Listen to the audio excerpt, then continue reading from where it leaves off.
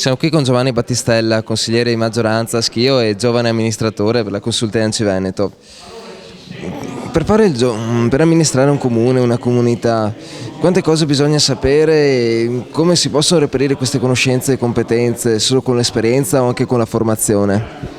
Penso che al giorno d'oggi le conoscenze che un consigliere, come nel mio caso, o meglio ancora un assessore o il sindaco, che le conoscenze appunto che queste persone devono avere per amministrare nel modo adeguato e un comune siano tantissime, anche perché le competenze che sono delegate ai comuni sono ampissime. I cittadini non sono più cittadini sprovveduti che non conoscono quali sono i propri diritti e quali possono essere le proprie opportunità, e quindi sono cittadini esigenti, e quindi appunto il sindaco e gli assessori in primis, ma i consiglieri comunali in quanto revisori e controllori dell'operato della giunta e del sindaco devono essere il più possibile preparati per dare una risposta ai cittadini.